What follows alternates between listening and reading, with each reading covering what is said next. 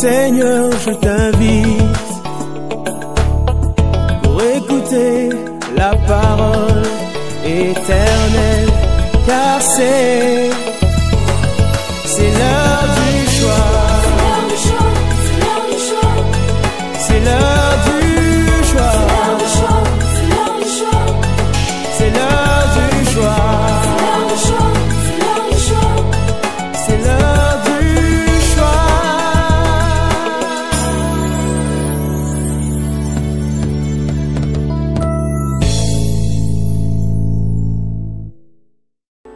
Amen. Alléluia. Alléluia. La joie du Seigneur, c'est notre force. Amen. Dieu est bon en tout temps. Lorsque les temps changent, Dieu reste bon. Amen. Alléluia. Il est bon pour quelqu'un ce matin.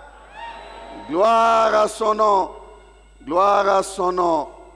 Ce qui est bien avec Dieu, c'est que chaque jour, il y a de nouvelles bontés, des nouvelles compassions.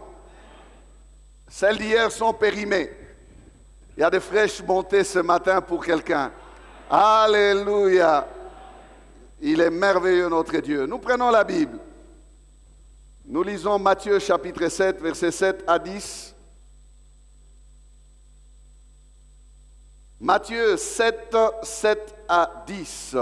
Demandez et l'on vous donnera. Cherchez et vous trouverez. Frappez et l'on vous ouvrira. Car quiconque demande reçoit. Celui qui cherche trouve. Et l'on ouvre à celui qui frappe. Lequel de vous donnera une pierre à son fils s'il lui demande du pain? Ou s'il demande un poisson, lui donnera-t-il un serpent?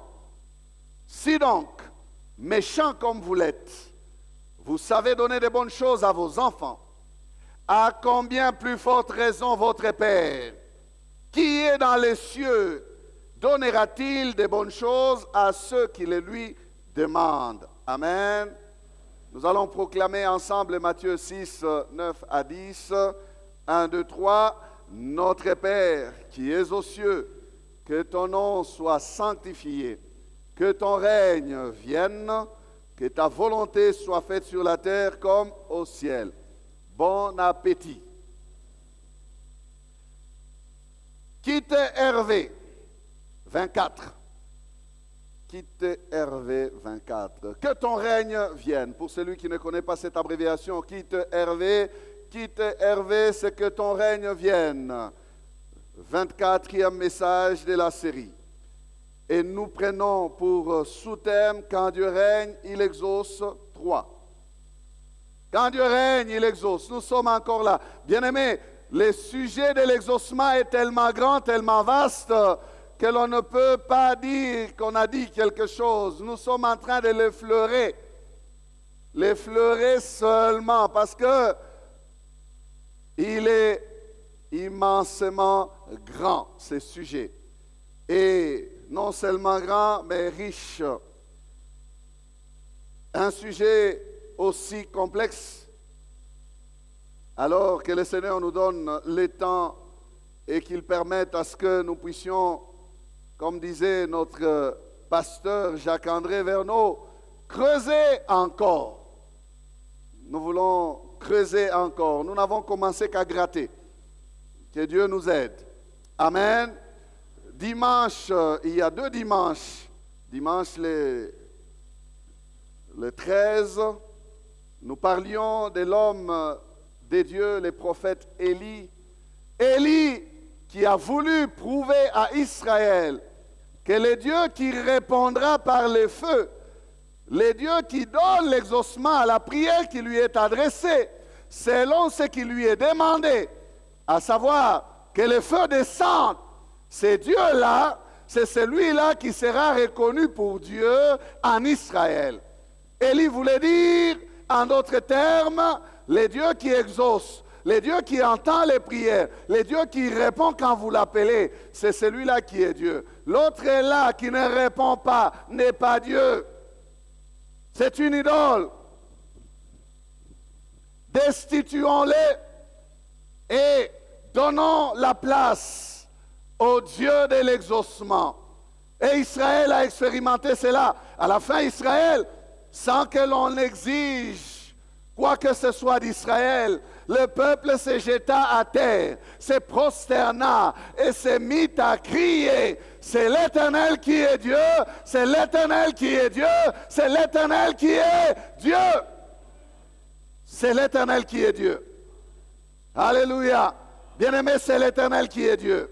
Parce qu'il est le Dieu de l'exaucement. Amen. Il est le Dieu de l'exaucement. Élie savait qu'il n'y avait qu'un seul Dieu capable d'exaucer. Il a dit, je suis resté seul. Ils ont tué tous tes serviteurs. Pour dire à Dieu, je te fais encore confiance. Même quand tout le monde partira, je resterai parce que je sais que c'est toi qui es Dieu. Pourquoi t'es quitté alors que j'ai trouvé? C'est toi qui es Dieu. Pour lui, il n'avait jamais été question d'abandonner Dieu. Amen. Parce que Dieu est Dieu. Amen. Dieu est Dieu. Le Dieu qui répondra par les feux sera reconnu pour Dieu en Israël. Et Élie a vu sa prière être exaucée parce qu'Élie a prié. Si la part de l'homme est de prier, la part de Dieu est d'exaucer. L'exaucement se trouve auprès de Dieu. Nous avons lu ce psaume qui disait, « Ô toi qui écoutes la prière, tous les hommes viendront à toi. » Amen. Dieu est celui qui exauce. Dieu est celui qui écoute la prière. Dieu répond à la prière. L'exaucement est une spécialité particulièrement réservée à Dieu. C'est sa matière. C'est Dieu qui exauce.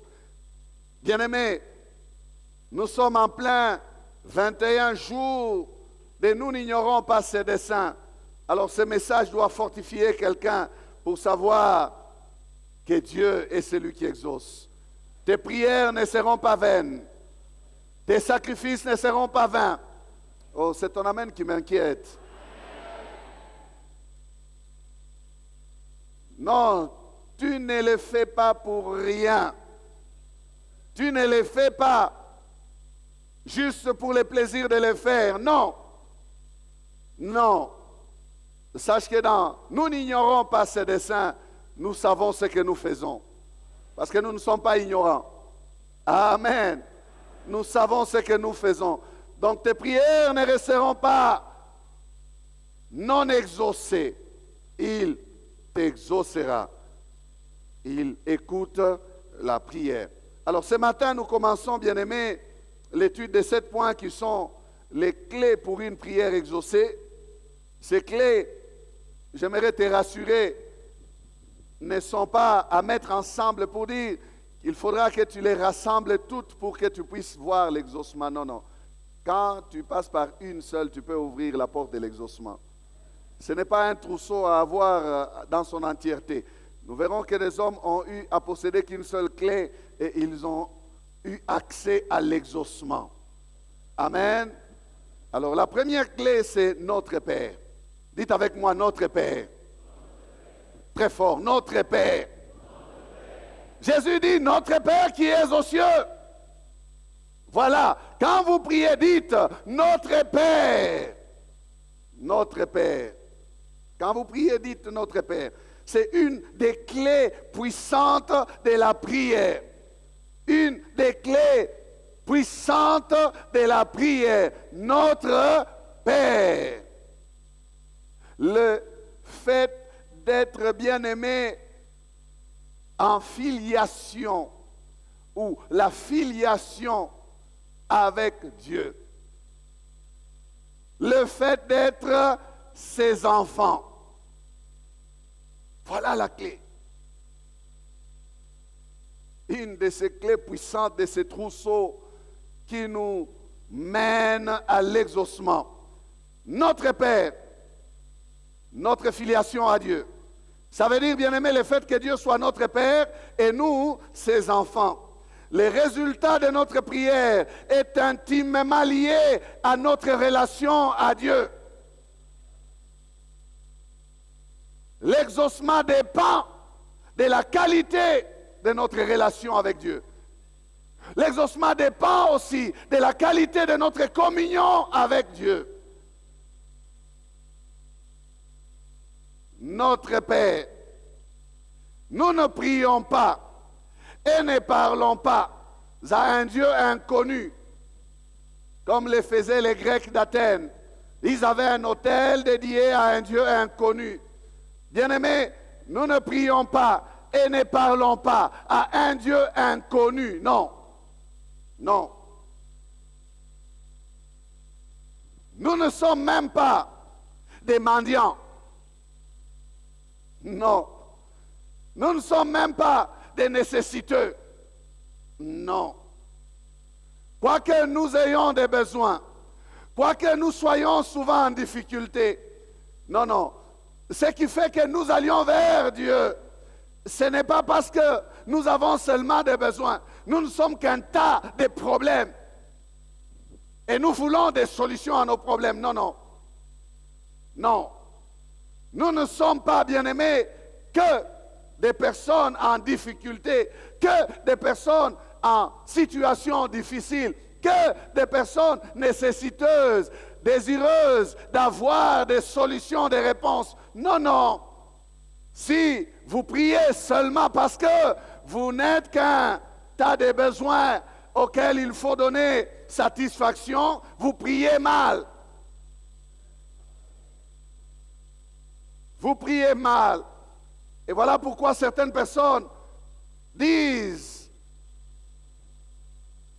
que la plupart d'entre nous qui prient comme des tas de problèmes à solutionner, des tas de besoins à résoudre, lorsqu'ils voient leurs besoins résolus, lorsqu'ils se retrouvent dans des environnements où il n'y a plus la nécessité des besoins, ils arrêtent la vie de prière. Ils ne prient plus. Pourquoi? Parce que pour eux, ce n'est pas parce qu'il y avait des problèmes qu'il fallait prier. Ce n'est pas parce qu'il y a des problèmes qu'il faut prier. Ce n'est pas parce qu'il y a des problèmes qu'il faut prier. Je ne dis pas que parce qu'il y a des problèmes, il ne faut pas prier. Non, non. Je dis que le but de la prière n'est pas d'abord parce qu'il y a des problèmes. Est-ce que quelqu'un est avec moi? Si tu ne fais de ta vie de prière qu'une vie de recherche de solutions à tes problèmes, tu n'as pas une bonne vie de prière.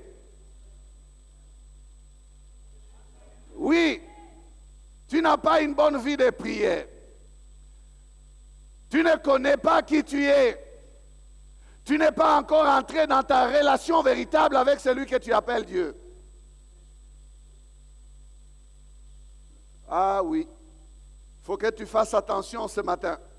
Bien-aimés, nous ne sommes pas que des personnes en difficulté, qui cherchent des solutions, qui cherchent des réponses, qui veulent à ce que Dieu intervienne. Non, nous sommes enfants de Dieu.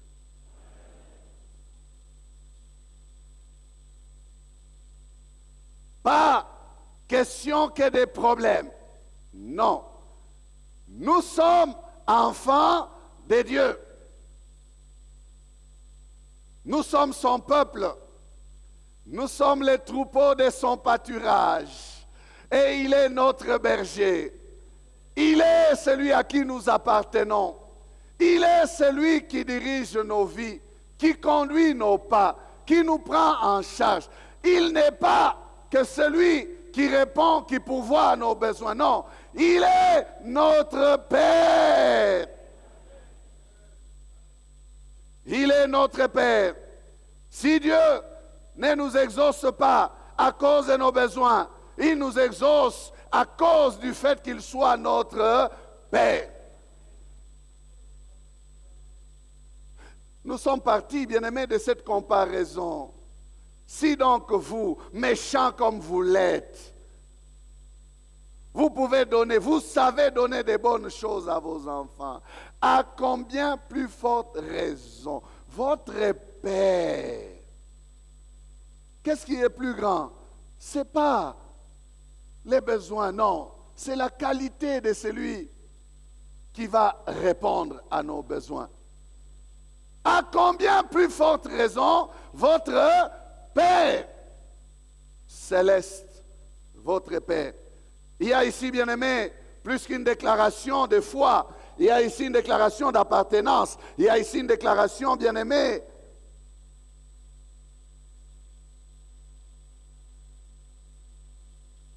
puissante de ce que nous sommes. Dire notre Père n'est pas juste dire une parole. Non, c'est confesser ce que Dieu est réellement pour nous. Dieu est notre Père. Et c'est Jésus qui vient avec cette révélation. Les Juifs l'ont condamné du fait qu'il appelait Dieu son Père. Parce que les Juifs n'étaient pas habitués à exercer cette relation avec Dieu. Pour eux, Dieu, c'était très haut, très élevé, très grand, très fort, très puissant. Oh, l'homme, pécheur, perdu, il ne peut pas s'approcher. Et d'ailleurs, les rituels même juifs n'encourageaient pas à ce que l'homme s'approche, non. L'homme ne pouvait pas s'approcher de Dieu directement, non. L'homme devait aller voir celui que Dieu avait établi, le souverain sacrificateur. C'est lui qui prenait toutes les requêtes des hommes et entrait dans la présence de Dieu. Bien-aimé, c'était réservé à une seule personne. La bonne nouvelle que je t'apporte ce matin, c'est que Dieu a décidé de devenir le Père de ceux qui s'approchent de lui. Le voile du temple s'est déchiré. L'accès est libre. Désormais, par Jésus-Christ, tu peux entrer et parler à Dieu. Nous n'avons plus besoin d'y envoyer quelqu'un. Nous avons maintenant notre souverain sacrificateur, par le sang duquel ou de qui nous avons une libre entrée.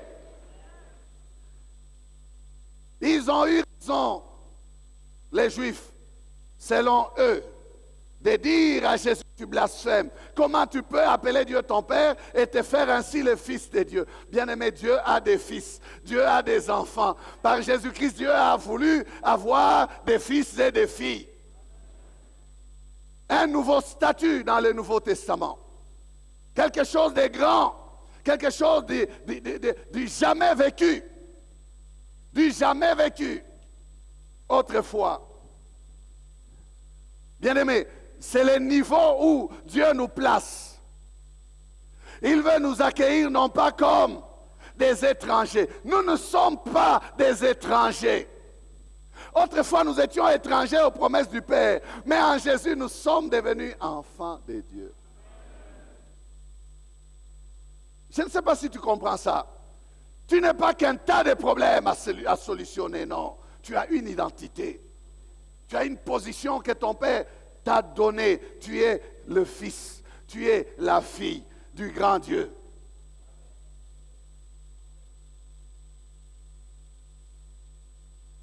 Tu peux ne pas prier un matin, une semaine. Mais si tu es enfant de Dieu, tu le restes, tu es enfant de Dieu. Est-ce que j'ai dit qu'il ne faut pas prier? Non. Tu peux ne pas avoir de besoins et pourtant tu pries chaque jour. Qu'est-ce qui doit te pousser à prier? Ta relation avec Dieu. Qu'est-ce qui doit te pousser à prier? Ta communion avec Dieu. Qu'est-ce qui doit te pousser à prier? La vie de Dieu que tu as en toi. Pas les problèmes que tu as en toi, mais la vie de Dieu que tu as en toi. Notre Père, dis à ton voisin, dis à ton voisin, c'est mon Père. Ce qui se passe là, donc, quand nous prions, bien-aimés, devra être une affaire entre le Père et ses enfants. Parce qu'il dit, à combien plus forte raison votre Père ne donnera-t-il pas? Ça devait être une affaire. La prière, c'est une affaire des pères et de ses enfants. Oh, j'aime bien comment les Quinois le disent. L'Ikambwaban à notre Père. Est-ce qu'il y a les ban à notre Père ici? Alléluia. L'Ikambwaban à notre Père. C'est une affaire des papas et de ses enfants. Ce n'est pas une affaire des problèmes ou des besoins ou des situations difficiles d'abord, non. Alors c'est très important d'être enfant de Dieu. Très important. Si vous n'êtes pas enfant de Dieu, vous n'êtes là que pour chercher des solutions à vos problèmes. Vous n'avez aucune relation avec Dieu. Il n'y a pas de relation qui est établie. C'est important. Jésus dit, il faut que vous naissiez de nouveau. Et la Bible nous enseigne que lorsque l'on reçoit Jésus-Christ comme Seigneur et Sauveur, on devient enfant de Dieu. Pourquoi? Parce que le diable a aussi ses enfants. Les enfants de la colère. Nous étions tous de leur nombre. Nous étions des rebelles. Mais lorsque nous nous sommes donnés à Christ, lorsque Christ s'est révélé à nous, nous sommes devenus ses enfants. Jean 1, 12 à 13, mais à tous ceux qui l'ont reçu, à ceux qui croient en son nom, il a donné le pouvoir de devenir enfants de Dieu, lesquels sont nés non du sang, ni de la volonté de la chair, ni de la volonté de l'homme, mais de Dieu. Nous naissons de Dieu. Nous naissons d'en haut. Par nos mamans, nous naissons d'en bas. Mais par Dieu, nous naissons d'en haut. Une naissance spirituelle, appelée la nouvelle naissance. Si tu n'es pas né de nouveau, tu ne peux entrer dans le royaume. Tu ne peux voir le royaume. Tu es donc du dehors. Tu n'es pas du dedans. Tu demeures encore étranger aux promesses du Père. C'est en Christ, quand on entre, que l'on a accès à tout ce qui est à Christ. Ça devient à nous. Jésus devient notre grand frère. Il n'a pas honte de nous appeler ses frères. Nous devenons les frères et sœurs de Jésus. C'est pour ça que nous nous appelons frères et sœurs. Amen. C'est parce que nous sommes tous enfants de Dieu. Nous qui sommes en Christ, nous devenons des frères et des sœurs. Pourquoi? Parce que nous devenons enfants de Dieu, d'esclaves que nous étions, d'abandonnés que nous étions, de rejetés que nous étions. Nous devenons maintenant enfants de Dieu. Oh, merci à la chorale qui a chanté tout à l'heure.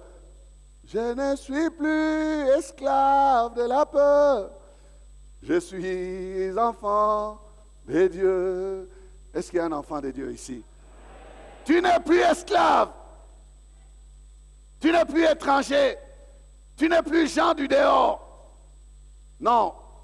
Tu n'es plus celui à qui Christ pouvait répondre, comme il répondait à cette femme cananéenne. Je ne suis pas venu pour vous, je suis venu pour les brebis perdues d'Israël. Non, non. Il s'est tourné désormais chez nous, vers nous. Et nous aussi, nous avons part aux promesses du Père. Nous avons part à l'héritage. Nous devenons héritiers de Dieu, co-héritiers de Christ. Amen. C'est le niveau le plus élevé de la relation de Dieu avec les hommes. Cette filiation-là. Nous sommes des privilégiés. Nous qui sommes en Jésus, nous sommes des privilégiés. Les anges n'ont pas accès à ces statuts. Auquel des anges a-t-il jamais dit, tu es mon fils, je t'ai engendré aujourd'hui? À aucun. Mais à tous ceux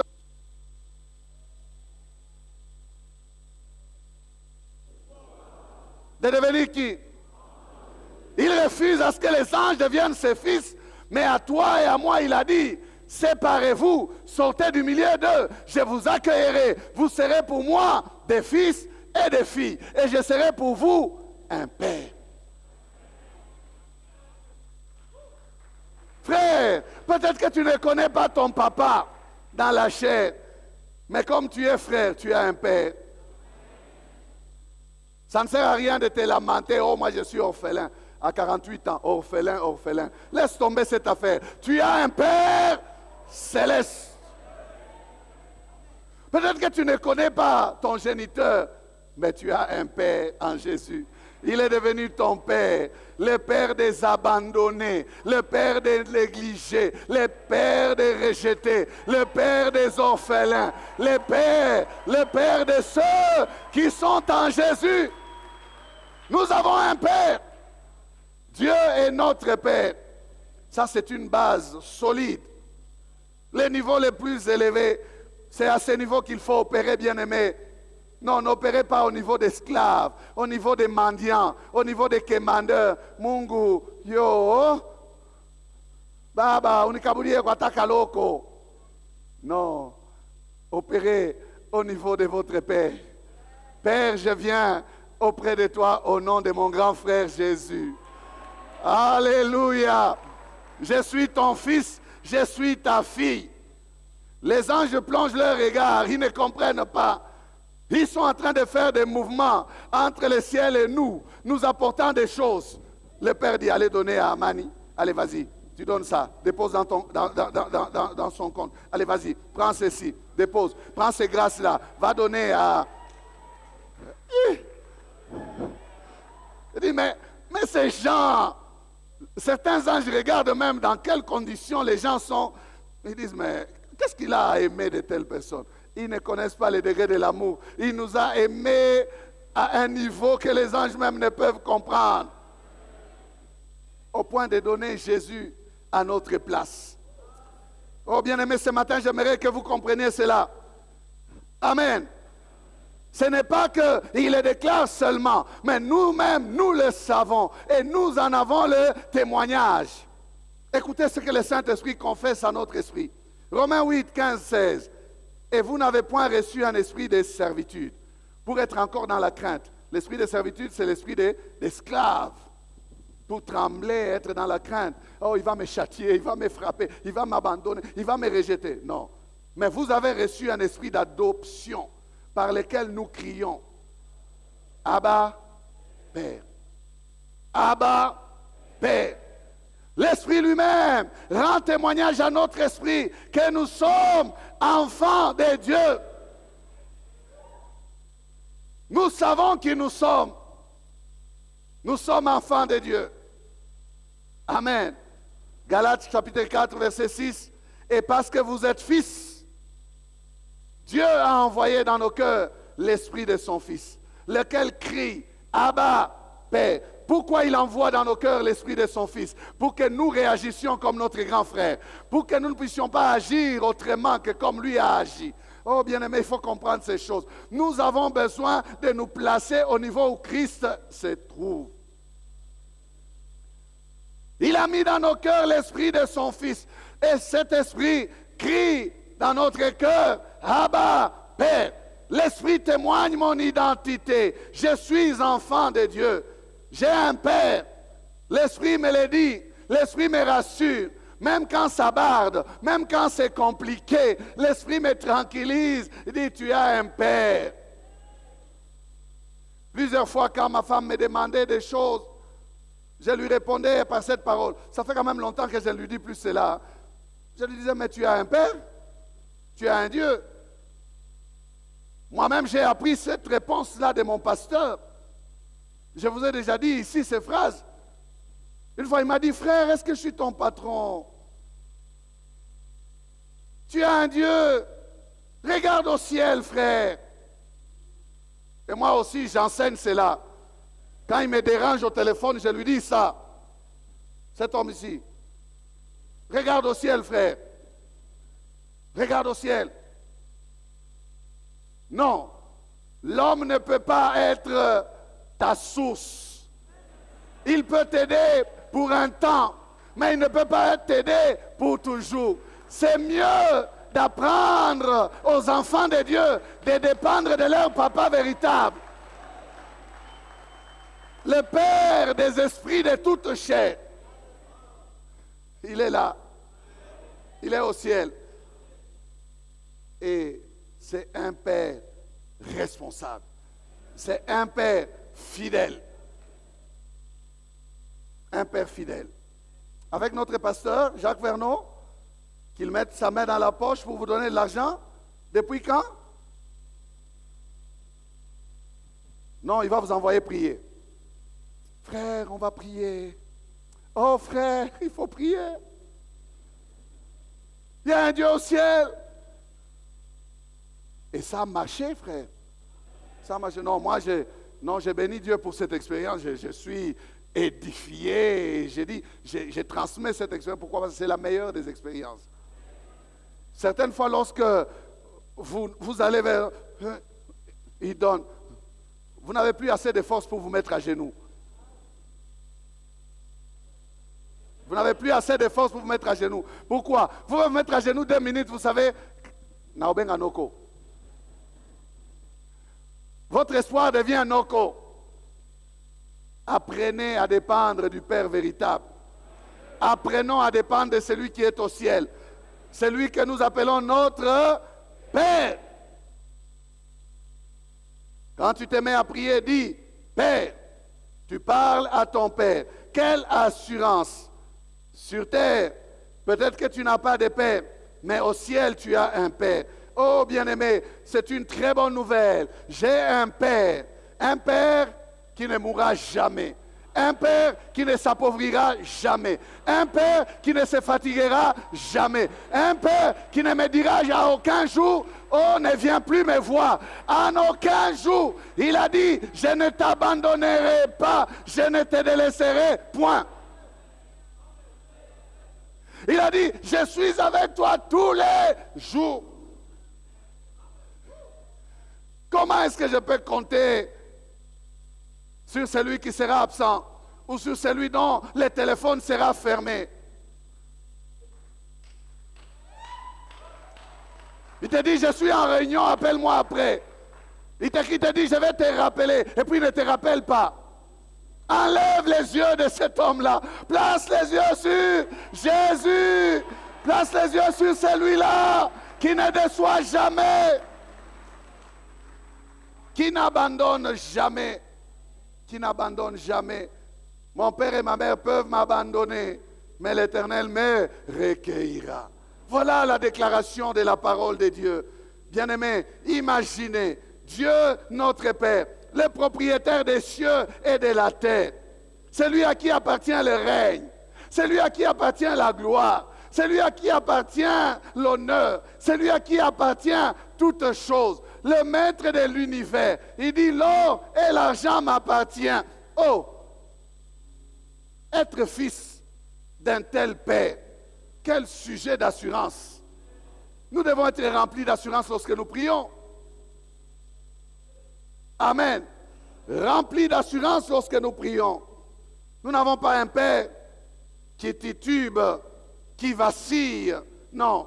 Un Père qui nous connaît personnellement, profondément, dans les moindres détails. Il connaît le nombre de nos cheveux. Oh, je dis souvent que pour moi qui suis chauve, avec ma calvitie, j'ai l'avantage sur ceux qui ont tous les cheveux. Parce que moi, Dieu connaît même les cheveux qui sont tombés. Et il connaît les cheveux qui sont restés. Aïe! Vous, il connaît le nombre de vos cheveux globalement. Mais nous, il a deux chiffres. Waouh! Dieu a 2 chiffres. Les cheveux tombés, les cheveux restés. Il connaît même le nombre de nos cheveux. Il nous connaît personnellement. Il nous dit, ça c'est le grand frère qui nous déclare cela. Il dit, il ne tombe pas un oiseau sans que votre Père soit au courant. Vous valez plus que des passereaux. Vous valez plus que des oiseaux. Regardez la valeur qu'il te donne. Tu n'es pas un oiseau. Tu n'es pas un animal. Tu es son fils. Tu es sa fille. Est-ce que tu es enfant de Dieu? Quel niveau il te place? Tu es au-dessus de la création. Au-dessus des oiseaux et des animaux. S'il peut nourrir les oiseaux, à combien plus forte raison? S'il peut vêtir les herbes des champs, à combien plus forte raison? Pourquoi vous inquiétez-vous de ces choses-là? Regardez, est-ce que quelqu'un comprend? Tu as de la valeur. Amen. Quand je prie, je ne m'approche pas du Fonds monétaire international qui va me donner beaucoup de conditions. Je ne m'approche pas de Procrédit Banque qui va dire 12% au remboursement, ou de Cobank, ou de Sophie Bank, ou de toutes les banques que vous connaissez. Standard & Poor's. Et les autres là, ils ont des noms un peu compliqués. Quand je prie, je ne m'approche pas de ceux-là. Non, non. Des gens qui vont te poser des conditions. Tu ne t'approches pas d'un cambiste qui va dire x2 quand tu vas me rembourser. Tu t'approches d'un père. Quand tu pries, tu t'approches d'un père. Il n'y a pas de conditions. Tu vas voir ton père. Écoutez la parole de notre grand frère Jésus. Il dit, notre Père se trouve là, dans les lieux secrets. Écoutez, Matthieu 6, 5, 6. Il dit, lorsque vous priez, ne soyez pas comme les hypocrites qui aiment à prier debout dans les synagogues et au coin des rues pour être vus des hommes. Je vous l'ai dit, en vérité, ils reçoivent leur récompense. Mais quand tu pries, entre dans ta chambre, ferme ta porte et prie ton Père qui est là dans les lieux secrets. Et ton Père qui voit dans le secret te le rendra. Il y a un caractère secret. Il y a un caractère d'intimité. Tu dois établir ce caractère-là. Tu dois établir, bien-aimé, ces rapports-là avec ton Père. Ne traite pas ton Père, ne traite pas avec ton Père qu'en public. C'est dommage qu'il y a plusieurs chrétiens qui ne sont que des chrétiens du public. Ils n'ont pas une intimité avec le Père. Ils n'ont pas le temps pour le Père. Jésus nous encourage à entrer dans les lieux secrets, dans une intimité personnelle, pas collective. C'est bon de prier quand nous sommes là. Et la plupart sont des hypocrites. Ils ne se mettent à genoux qu'en public pour être vus des hommes. Non. Ils font des bonnes prières en public pour être vus des hommes. Qu'est-ce que Jésus dit? Quand tu fais des choses avec une telle fausse motivation, tu as déjà ta récompense. C'est le public qui te récompense. Tu es déjà récompensé. Tu l'as impressionné. C'est terminé pour toi. Le ciel ne te donnera rien. Ne te donnera rien. Bien-aimé, laissez-moi nous dire que nos meilleurs moments de prière avec Dieu ne sont pas des moments publics, quoique certains moments publics sont bons, mais ce sont des moments secrets. Entre dans ta chambre, ferme ta porte. Ça signifie déconnecte-toi de l'extérieur pour te connecter de l'intérieur. Déconnecte-toi de l'extérieur pour te connecter de l'intérieur. Détache-toi de toutes sortes de distractions externes pour te focaliser sur la personne de ton Père. As-tu assez de temps pour parler à ton Père? Ou tu es toujours pressé? Il y en a qui sont pressés, qui n'ont plus le temps. Ce sont les occupations qui ont pris le temps de la communion avec Dieu. Ce sont les responsabilités qui ont pris le temps de la communion avec Dieu. Et ce qui est bizarre, c'est Dieu qui t'a pris, qui t'a placé dans les occupations. Pour que tu restes en communion avec lui-même dans tes occupations. Mais toi, tu as laissé Dieu dans les lieux secrets. Quand tu entres là, tu es pressé. Papa, comment tu vas ce matin? Tu travailles encore, hein? Tu vois, beaucoup d'occupations. Tu sors avec moi, tu fais tout, ok, je te laisse. Bye. Tu es parti. Le soir, quand tu rentres, papa, en tout cas, tu as été excellent. Tu as bien travaillé. La journée était impeccable. Merci. C'est fini. Tu n'as plus le temps. Vous savez que les pères, des fois, ils nous regardent. Ils s'inquiètent. Comme il est sage, certaines fois, il nous prend par la main et nous amène au désert. Il dit, je t'attirerai au désert. Là, je parlerai à ton cœur. Parce que j'ai encore besoin que toi et moi, nous ayons des entretiens face à face. Pour Luka fara fara nayo.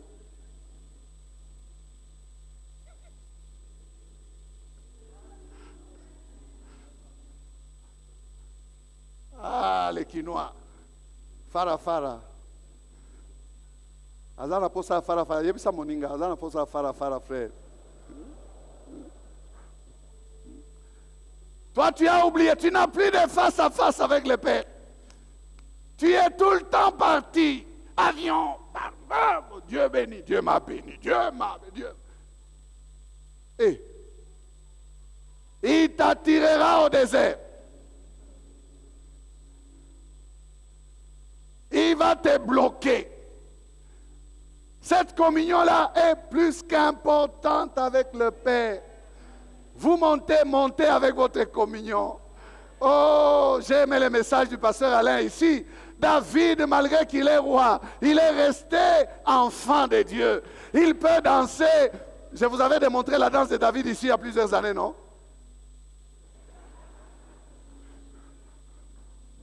Toi, le roi là, il danse comme ça jusqu'à se découvrir. Ah, c'est quel roi? Il dit, Ouniache, je suis enfant de Dieu. Je préfère m'abaisser devant Dieu. Je préfère descendre, être un fils de rien. C'est pas parce que je suis grand que j'ai oublié Dieu. Pour Dieu, nous restons toujours enfants. Alléluia. Même s'il te fait monter, lui, il est toujours au-dessus de toi. Tu n'as pas à te considérer au-dessus de Dieu. Tu es toujours en dessous. Donc, tu dois toujours dépendre de lui. Amen. La discrétion dans la prière, ferme la porte. Coupe avec la distraction. Entre dans le secret. Débarrasse-toi des distractions. Recherche la discrétion. Amen. Même dans les jeûnes, écoutez la parole de notre grand frère. Matthieu 5, 17, 18. Mais quand tu jeûnes, parfume ta tête et lave ton visage, afin de ne pas montrer aux hommes que tu jeûnes, mais à ton Père qui est là dans les lieux secrets, et ton Père qui voit dans le secret te les rendra. Non, toi tu... C'est le 8e jour, frère. C'est le 8e, hein? C'est le 8e. C'est une affaire qui se passe entre toi et ton Père. Tu n'as pas besoin de claironner partout. Matthieu 6, 7 à 8.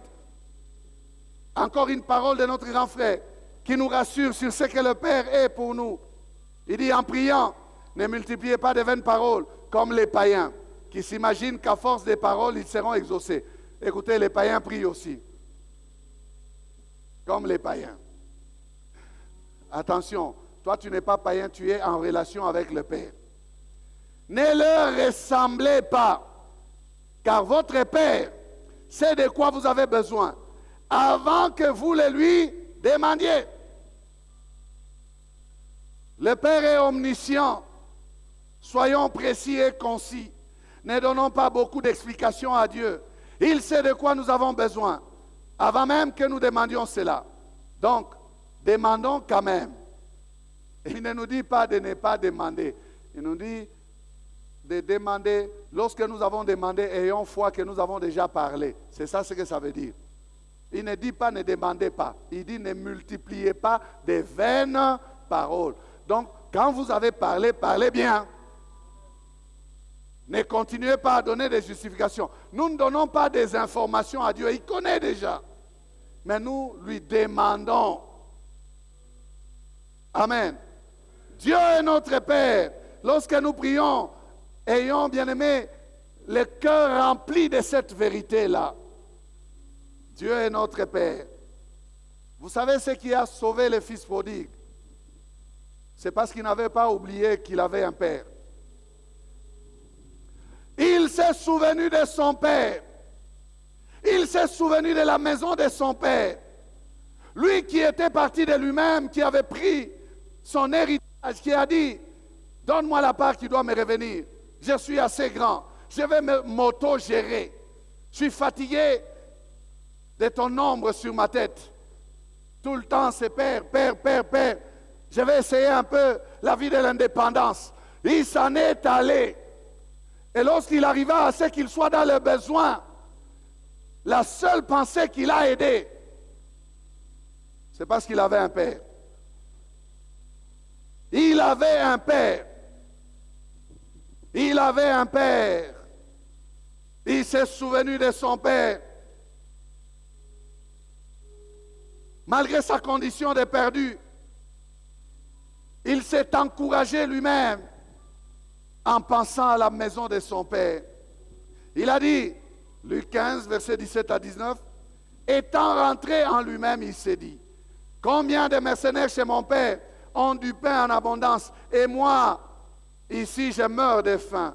Je me lèverai, j'irai vers mon père, et je lui dirai, mon père, j'ai péché contre le ciel et contre toi. Je ne suis plus digne d'être appelé ton fils. Traite-moi comme l'un de tes mercenaires. Amen. Ce qui a sauvé ce jeune homme, c'est sa relation avec son père. Il a tout perdu, mais il a gardé la pensée qu'il avait un père. Les biens du père étaient partis, mais le père, lui, n'était pas parti de sa tête. Tout ce qu'il avait reçu du père était parti. Frère, il faut opérer avec le père à ce niveau-là. Pas au niveau des biens seulement, pas au niveau des besoins seulement. Ce jeune homme s'est vu tout perdre, mais il a compris qu'il pouvait tout perdre, sauf ne pas perdre sa qualité de fils de son père. Ce qui lui restait, c'est l'identité. J'ai un père quelque part. Pourquoi dois-je vivre comme si je n'avais pas de père? Pourquoi dois-je vivre éloigné de mon père? J'irai vers mon père. J'irai vers mon père. J'irai vers mon père. J'ai cru que je serais mieux loin de mon père, mais je me suis trompé. J'ai pensé évoluer loin de mon père, mais j'ai échoué. N'a-t-il pas dit, sans moi, vous ne pouvez rien faire? Il y a encore quelqu'un qui pense qu'il est capable de se débrouiller seul. Bien-aimés, nous ne prions pas parce que tout simplement, nous avons des besoins. Non. La prière, c'est pour les incapables. La prière, c'est pour ceux-là qui ne peuvent rien faire par eux-mêmes. La prière, c'est pour ceux-là qui ne connaissent pas où trouver. La prière, c'est pour ceux-là qui n'ont pas d'appui. Où irai-je loin de ta face? Où fuirai-je loin de toi? Non, ma place est à tes côtés. Ma place est à tes pieds. Il dit, j'ai un père. Dans la maison de mon père, ma condition était meilleure que celle que j'ai aujourd'hui ici. J'ai un père. J'ai dit à quelqu'un ce matin, si tu t'es éloigné de ton père est là et il t'attend. Chaque soir, le père scrutait l'horizon attendant son fils. Chaque matin, il se réveillait et il regardait encore l'horizon attendant son fils. Le fils pensait au père, le père pensait au fils. Dieu a tant aimé le monde, bien-aimé. Il pense aux pécheurs. Il pense à ceux qui se sont éloignés. Il pense à ceux qui se sont égarés. Il y a encore de la place auprès de ton père. Tu peux rentrer. Tu peux rentrer. Tu peux rentrer. Ce matin, tu peux rentrer. Il dit, je me lèverai. J'irai vers mon père. Je lui dirai, n'est-ce pas ça, la prière? Je lui dirai. J'aurai un face-à-face avec mon père. J'aurai un entretien avec papa. Je parlerai à papa. Je sais que je suis un foutron. J'ai tout perdu, mais je vais m'expliquer. Il va m'écouter. Je vais lui parler. Je lui dirai mes faiblesses. Je lui dirai comment j'ai souffert. Comment j'ai mangé la nourriture des cochons. Comment j'ai été attaqué, agressé par les brigands, les bandits. Comment les prostituées m'ont volé mon argent. Je lui dirai. Je dirai à mon père, j'ai péché. Je ne vais rien cacher à mon père. C'est mon père. C'est mon père. C'est la prière. C'est ça la prière.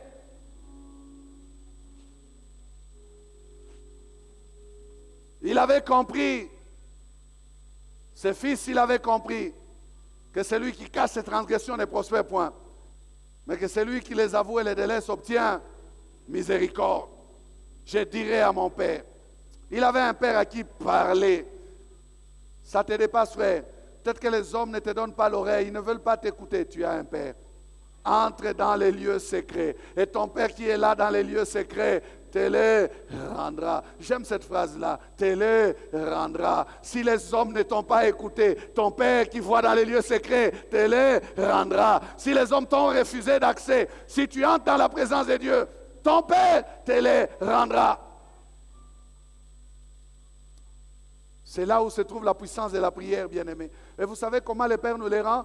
Des fois, il nous rend devant ceux-là même qui nous ont refusé l'accès.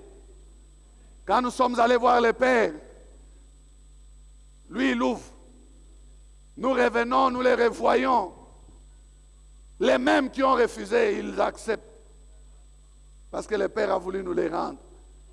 Ton Père qui voit dans les lieux secrets, te les rendra. Il faut entrer seulement dans les lieux secrets. Il faut avoir cette communion-là. Tu as perdu l'habitude de parler au Père? Rentre. Ce matin, je t'en supplie, rentre. Il y a quelqu'un qui n'a pas prié depuis longtemps. Le Père lui manque. Je ne sais pas si vous sentez cela des fois. Vous avez envie d'entrer dans la présence du Père. Vous avez envie, votre cœur soupire.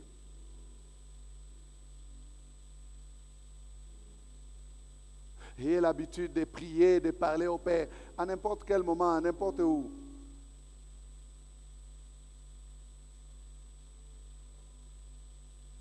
Vous parlez en langue. Il arrive des fois, j'ai des choses comme des lumières. C'est des pensées qui tombent sur mon esprit. Et des fois, j'écris. Même au volant, j'écris. Et des fois, je me regarde et dis, oh, mais tu es quand même sur la route, hein.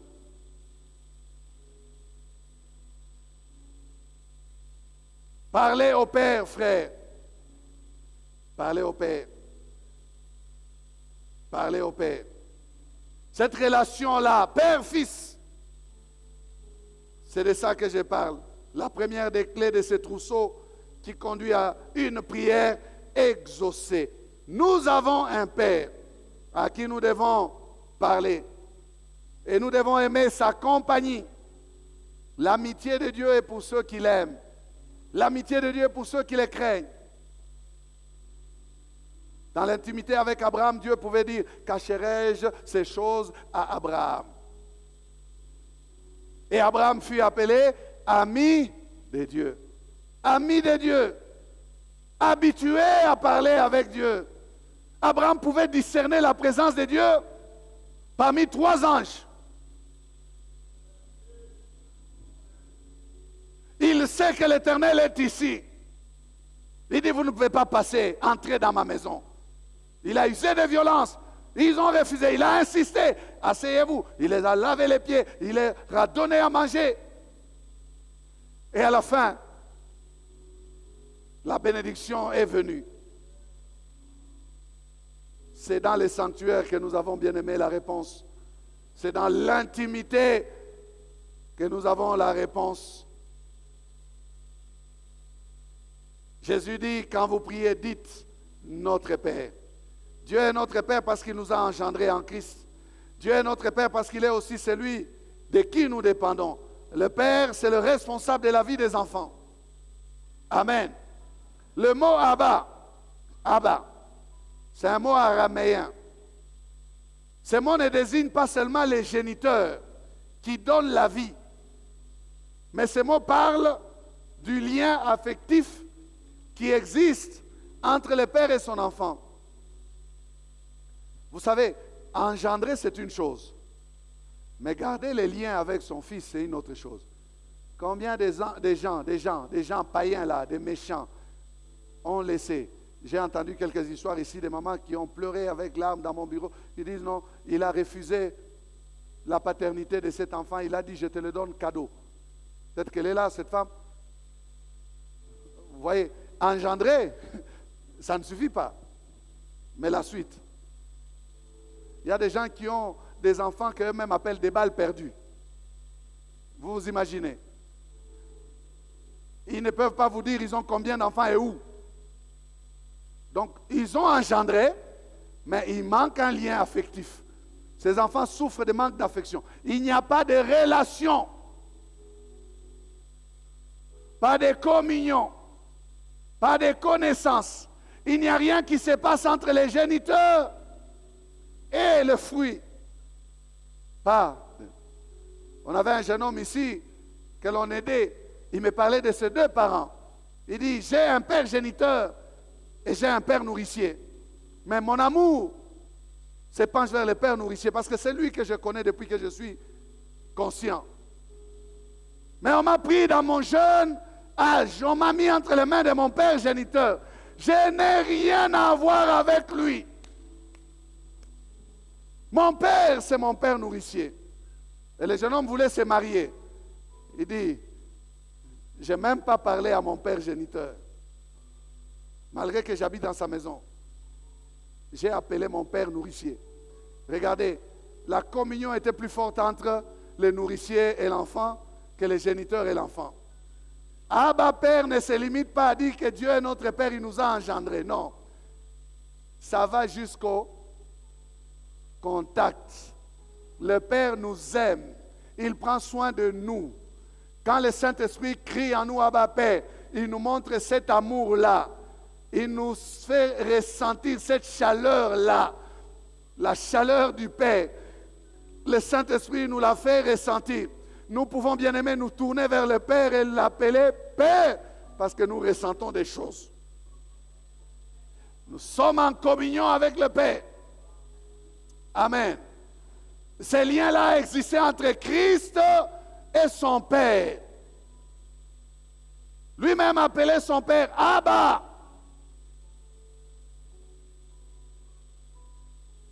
Il appelait Abba. Il disait, le Fils ne fait rien que ce qu'il voit faire au Père. Communion. Et le Père disait quoi?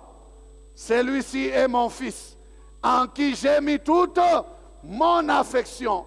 J'ai mon regard sur mon Fils. Le Fils peut dire, moi et le Père, nous sommes un. Et quand Jean témoigne, bien aimé, écoutez, Jean témoigne, il dit ceci. J'aimerais, frères et sœurs, que nous comprenions ce que Dieu est pour nous. 1 Jean 3, premier verset. Il dit, voyez quel amour le Père nous a témoigné pour que nous soyons appelés enfants de Dieu. Et nous le sommes. Si le monde ne nous connaît pas, c'est qu'il ne l'a pas connu.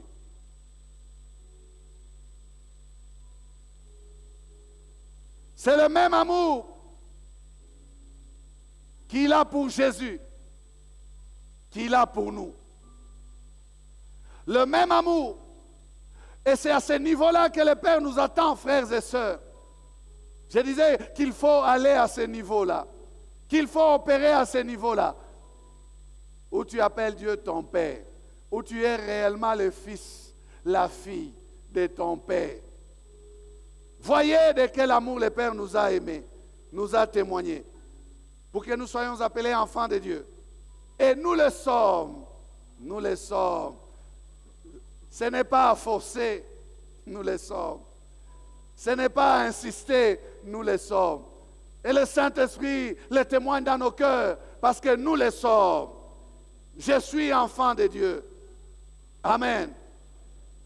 Ce matin, j'aimerais que quelqu'un comprenne sa qualité d'enfant de Dieu.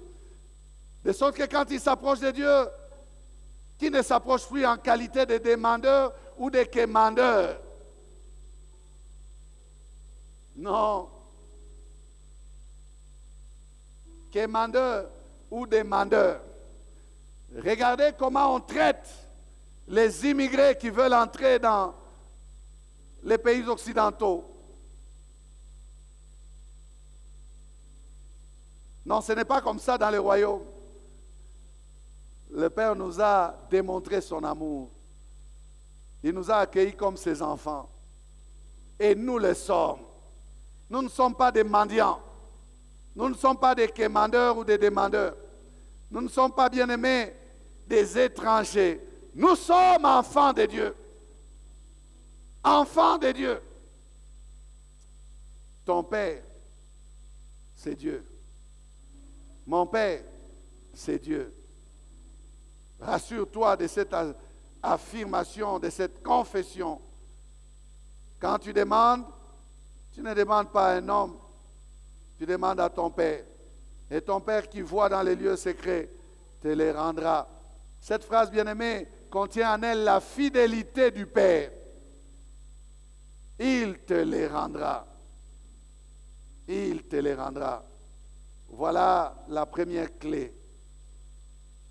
Dieu est notre Père. Baissons la tête.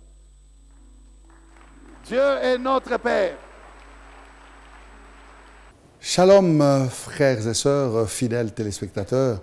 Vous venez de suivre ces messages fraîchement prêchés et qui nous parlent de l'exaucement. Nous sommes dans notre pensée de quand Dieu règne, il exauce. Et ça, c'est le troisième message. Ce message, nous nous sommes arrêtés sur la première clé qui mène à l'exaucement. La première clé qui fait qu'une prière puisse être exaucée, nous avons parlé de la filiation, notre appartenance en tant qu'enfant de Dieu, notre relation avec Dieu comme notre Père. La première clé, c'est notre Père. Si Dieu ne nous exauce pas parce que nous demandons, il nous exaucera parce que nous sommes ses enfants. Dieu est un Père responsable, il prend soin de ses enfants. Le Seigneur sait que nous avons des besoins. Votre Père céleste, comme nous dit notre grand frère Jésus-Christ, nous connaît. Il connaît jusqu'au nombre de nos cheveux. Il connaît jusqu'à nos besoins les plus intimes, les plus légitimes. S'il peut prendre soin des oiseaux du ciel, s'il peut revêtir les lits des champs, à combien plus forte raison ne prendra-t-il pas soin de nous? Ne nous donnera-t-il pas la nourriture et les vêtements? Nous valons plus que des oiseaux. Il nous accorde une valeur. Alors, frères et sœurs, lorsque vous vous approchez de votre Père pour prier, attendez-vous à être reçus comme enfants de Dieu. Nous ne sommes pas que des besoins. Dieu ne nous a pas donné des numéros des besoins. Numéro 1, numéro 2, numéro 3, un ensemble de besoins que nous devons rechercher à combler. Nous devons chercher à avoir des réponses. Non, nous ne nous approchons pas de Dieu que pour demander, quémander. Vous savez que Dieu aime la communion avec ses enfants. Nous n'avons pas que à prier pour nos besoins. Nous avons besoin d'entretenir notre relation avec le Père. Nous avons parlé de ce fils prodigue qui n'a eu la vie sauve, la vie recouverte ou retrouvée ou recouvrée que parce qu'il a gardé la relation avec son Père dans sa pensée, il a su que quelque part mon Père est là. Je ne peux pas continuer à errer loin de mon Père. Je dois rentrer vers mon Père. Frères et sœurs, quand vous priez, dites « Notre Père qui es aux cieux ». Dieu est notre Père. Nous devons nous approcher avec assurance, en ayant le cœur rempli de cette pensée, que nous parlons à notre Père. Quelle merveilleuse leçon que de connaître ces choses, bien-aimés. Et c'est un encouragement pour nous de savoir que celui auprès de qui nous demandons, c'est notre Papa, c'est notre Père. Faites de Dieu votre Père. Si vous n'êtes pas enfant de Dieu, nous avons parlé de cela. La Bible nous montre comment devenir enfant de Dieu. C'est en recevant Jésus-Christ comme Seigneur et Sauveur. Vous voulez devenir enfant de Dieu maintenant? Nous pouvons vous aider à le devenir en faisant cette prière avec nous. Priez avec moi.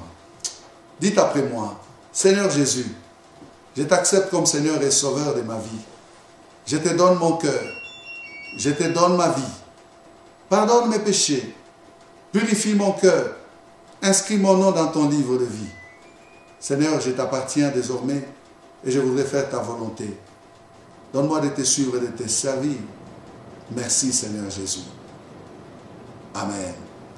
Vous êtes devenu enfant de Dieu. Vous n'êtes plus un mendiant, un quémandeur, un demandeur. Vous devez vous approcher de Dieu, le cœur rempli de cette plénitude de foi que vous lui appartenez comme fils, comme fille. Que Dieu vous bénisse. Restez branchés sur la radio, télé, parole éternelle. Et à très bientôt que sa paix soit dans vos maisons